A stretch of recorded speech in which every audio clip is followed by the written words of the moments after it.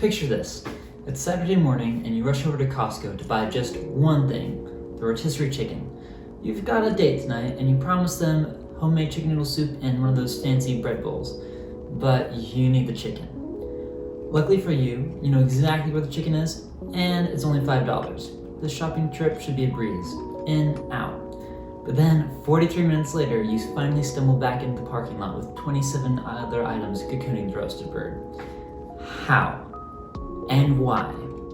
I mean, the grocery store is a place for you to save money and live better, right? But in fact, supermarkets are thriving hubs of hidden persuasion, taking advantage of your subconscious decision-making and hardwired shortcuts. That's why today, we're going to dive into why this happens and how retailers are taking advantage of psychological tricks.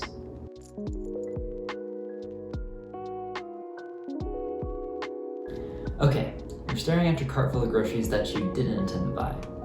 Is this really your fault? Are you really just that impulsive? Is your self-control out of whack?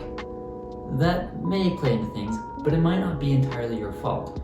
Remember, after all, retailers are businesses, and it's in their best interest to get you to make as many purchases as possible. To do that, they employ a number of techniques that may get you to hand over more of that hard-earned cash than you'd like. So let's reverse through your grocery store journey and take a look at these persuasion tactics. We'll start with the obvious. You'll notice in the Costco example that the rotisserie chicken is in the back of the store. That $5 chicken is a hot ticket item, meaning they know it's in high demand, so they put it in the back, forcing you to walk through what feels like miles of aisles and free samples before you get to it. And walking past all those aisles, you're way more tempted to pick up something that you didn't intend to buy. But not everyone has a Costco membership or a sufficiently close family member to mooch off of. So let's get out of here and into our local grocery store. It's been a rough week, so you've decided to treat yourself a bit.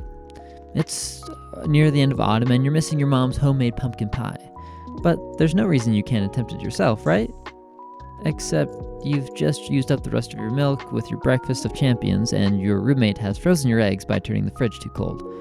So it's Walmart time. We'll enter at the grocery site, that way we're guaranteed to have the most efficient trip to the store, right? Well, wrong. Normal grocery stores use the same Costco chicken trick, putting the essentials like dairy, eggs, or meat way in the back, so you have to walk past all the other aisles to get there. But what's the big deal? I mean, a few extra steps? It's probably the first exercise you've gotten all day. Well, I hate to break it to you, but stores have more than just your personal fitness regime in mind when they design item placement. What they're really doing by putting all that stuff at the back is making it so that you have to walk by aisles and aisles of tempting, eye-catching food products. The more products you see increases the likelihood of a dangerous random encounter known as the impulse purchase.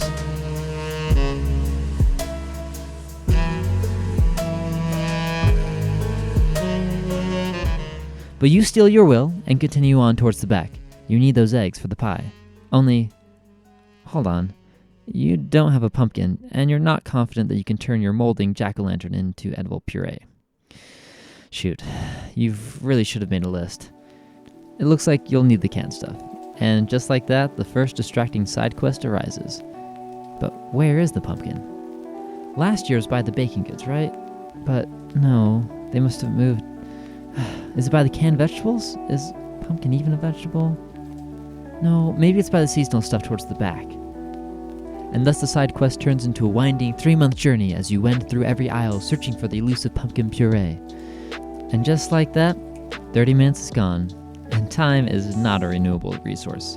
The more time stores can get you to spend means more potential impulse purchases. Sadly, intentionally confusing or spread out layout is an easy way to get people to spend more time, and time is money. But maybe this time purchase is worth it. After all, you've got pumpkin. Shoot. You run to grab the eggs and the milk that you've just remembered you need, and oh my gosh, your arms hurt. There's no way you can carry all of this. Plus, didn't your mom put, spices and stuff in the pie? It's time to retrace your steps and grab a cart. Wait, look at that. Your 3 items, what just minutes ago seemed overwhelming, now looks small. Your groceries are lonely by themselves. Look at all that room. They need some friends. But this internal debate is another trick that stores use to get you to part with more of your money. Let's go back to the basics. What does a grocery store need to do? I mean, really, it's just there to hold groceries. Surprise. But more importantly, it enables you to carry more groceries than you would by yourself, which means you can spend more money. But retailers have been taking it farther than that. Over the past 50 years, the carts have gradually been getting bigger. Way back in the olden days, the first grocery store started out as just a basket with some wheels, and over time they've steadily been getting bigger. In fact, by one estimate, grocery carts in the US are 3 times the size they were in 1975. But what's the point? Isn't it more expensive to make bigger carts? Well, yes and no.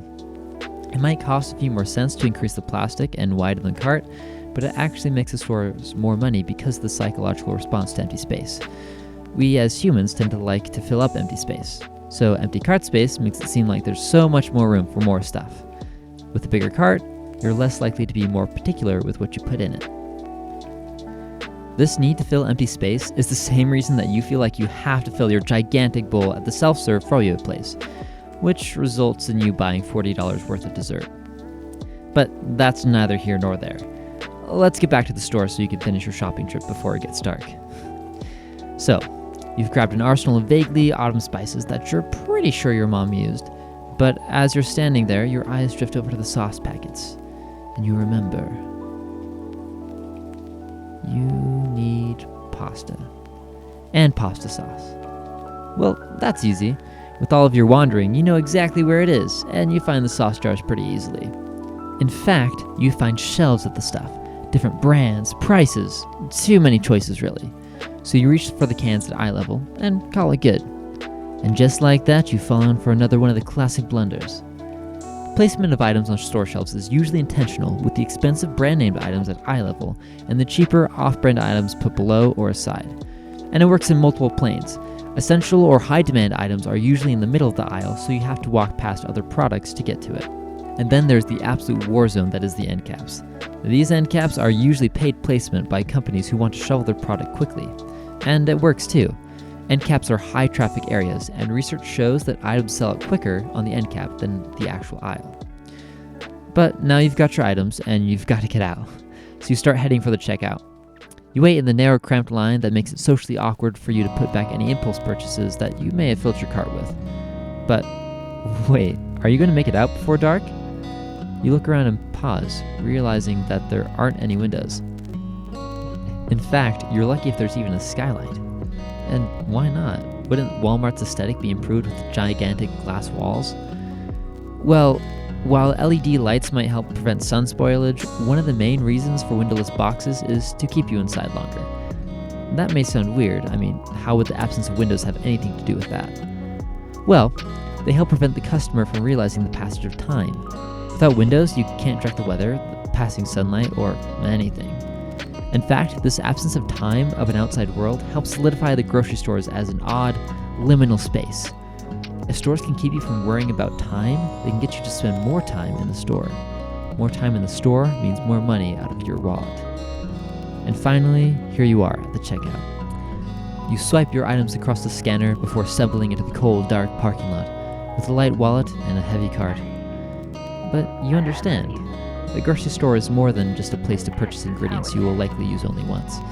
It is a minefield of persuasive tactics. And they may have won this battle, but armed with this new knowledge, you could win the war. Or at least, save some time.